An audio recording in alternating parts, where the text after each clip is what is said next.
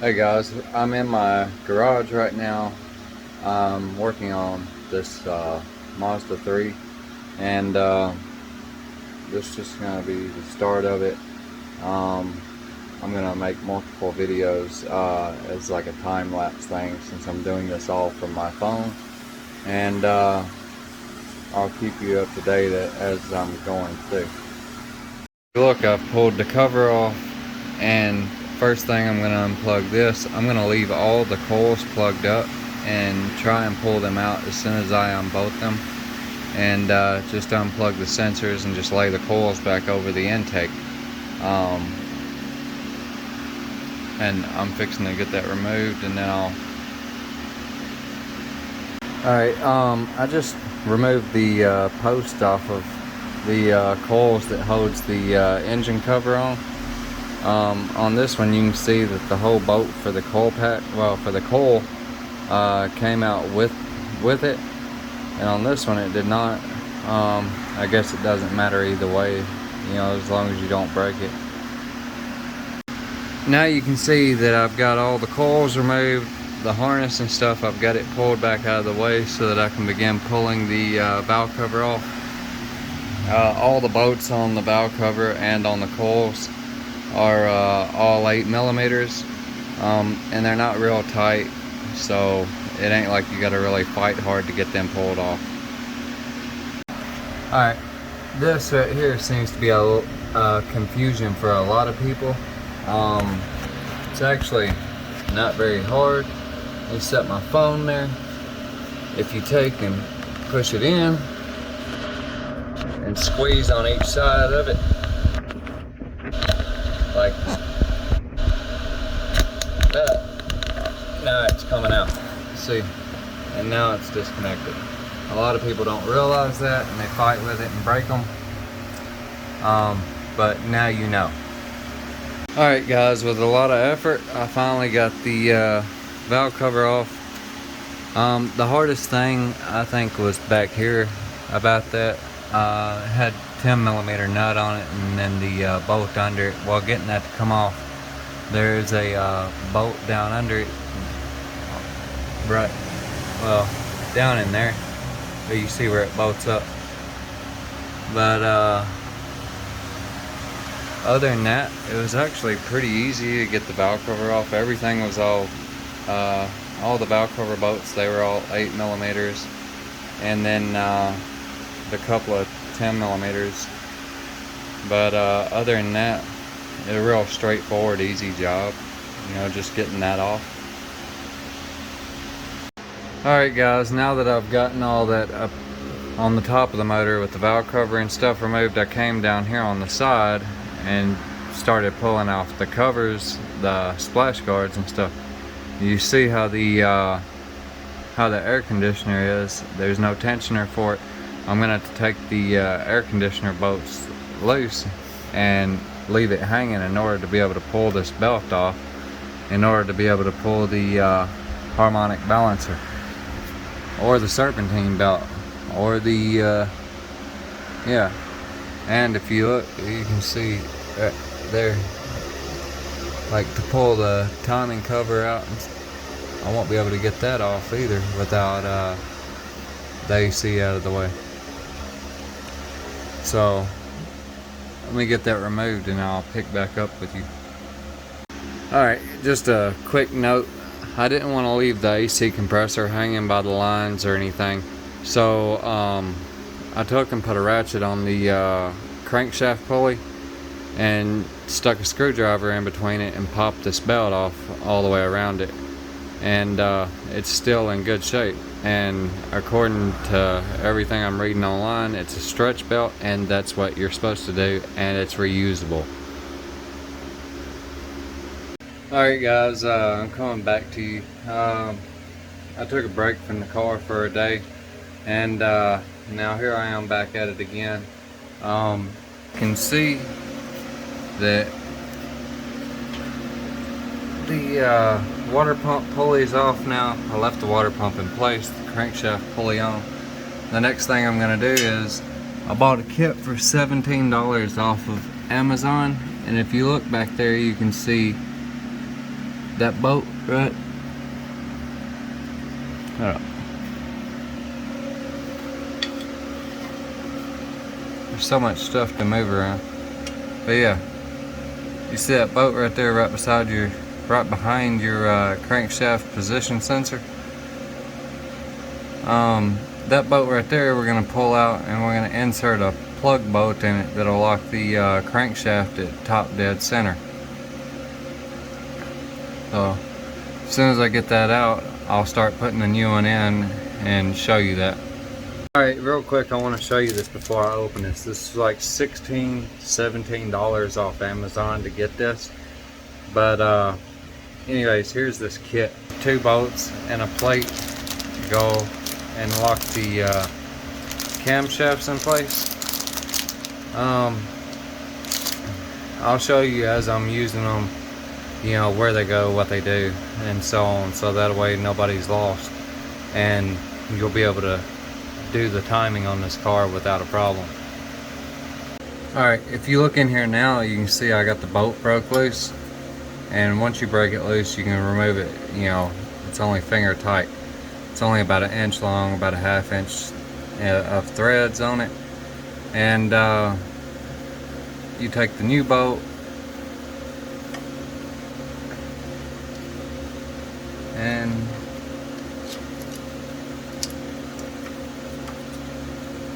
I think I'm gonna have to pull the frickin' axle. Holy crap. No, I think I can just pull the bolts for the bracket on the back of the block and just slide the axle out of the way. And then once I put this bolt in, I'm going to spin the crankshaft until the bolt locks into place, which will lock it at top dead center.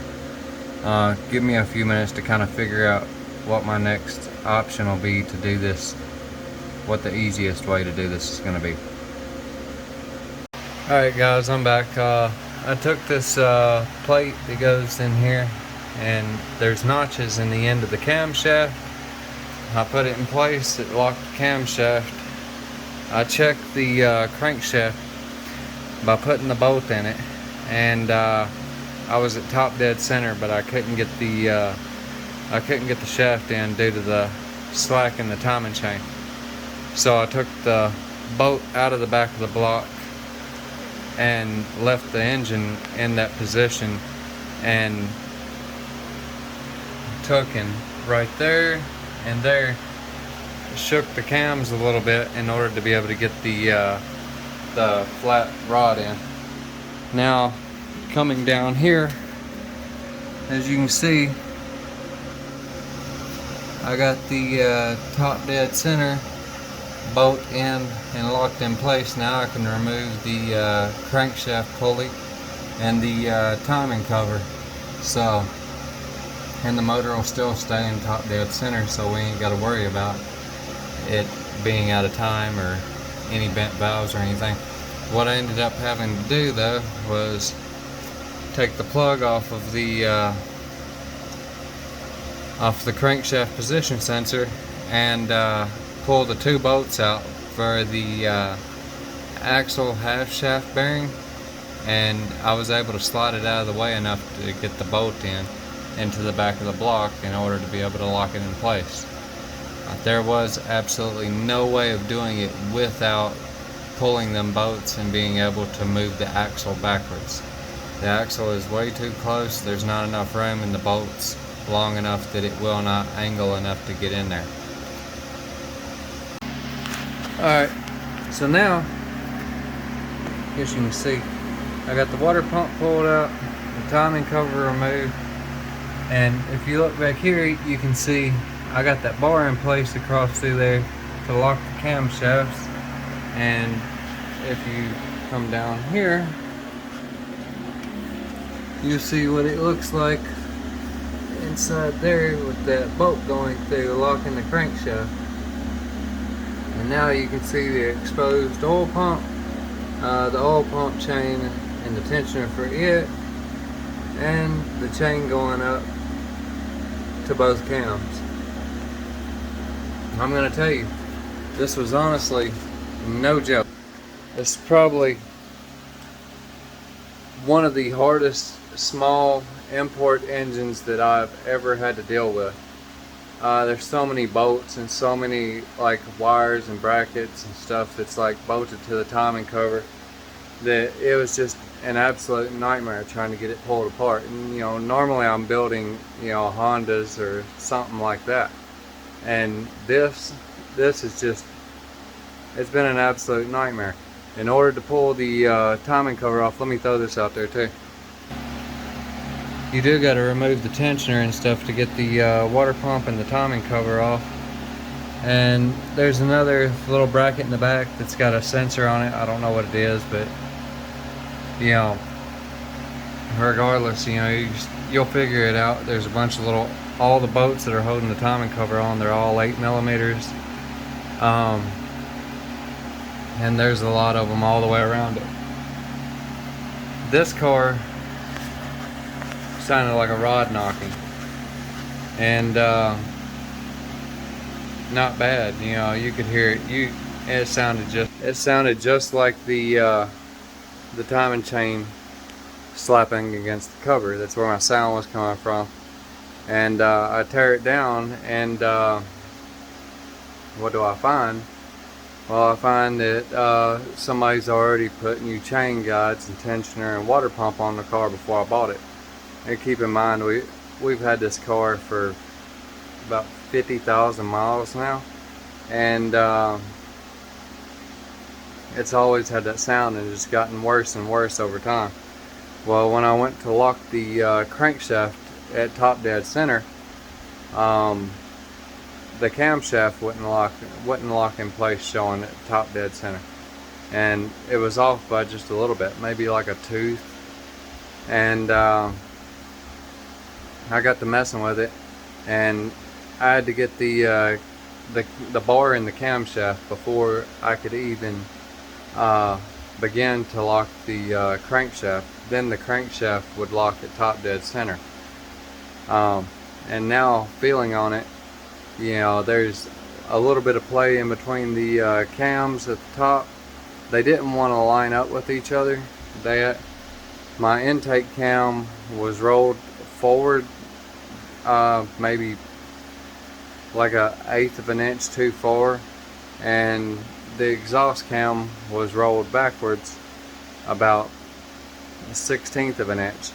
And what I did was, when I was doing it, right here where these are, that's where I ended up putting a wrench on it, and I rolled it to where it needed to be to line up completely perfect. So after I did that, well, right here, as you can see, it's hex shaped for a wrench. But after I did that and lined it up, then the crankshafts, the bolt went right into place, you know, in the back of the block.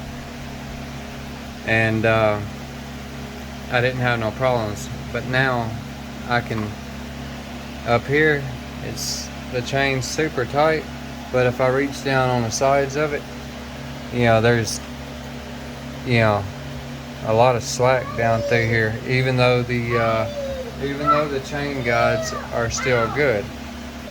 But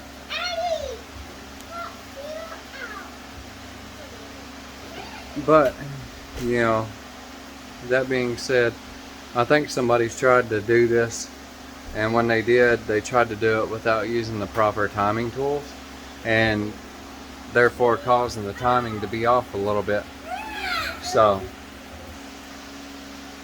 all in all, my conclusion was the reason why the car has always sounded like it's had a tick, like a lifter tick, or the chain, is the guy that had it before me was a self-proclaimed mechanic. And that being said, after finding a new water pump and the chain guides and stuff that had all been changed, I come to the conclusion that he tried to do it without using the proper tools. And all in all, that's all it boils down to, is if you're going to do this, make sure you buy the tools. It's like $17 off Amazon. And it's not that bad. Um, After I upload this video, I'm gonna do another video tomorrow, showing going back together with it. You know, the whole order. I'm gonna try and catch everything. This is a video I'm doing by myself using my cell phone, so I'm trying to catch all the steps that I can so that I can show it to everybody and they can have a clear understanding of, you know, what to do and how to do it before they tackle this job. Because I thought it was a joke when I looked up online and it said that labor hours is it's 8-hour labor, yeah, 8 hours of labor time in order to change the timing chain. And I was like, yeah, alright, you know, I can do it a lot quicker than that. I was wrong. This is actually a pretty hard, you know, pretty hard job for a small car. I see now why a lot of people typically just wait until it jumps time and then they'll go and get like a salvage yard motor and put a salvage yard motor in and call it a day, just so they ain't got to tear into it, because it's not god awful hard, but it's not easy either. But until the next video, I'll see y'all later.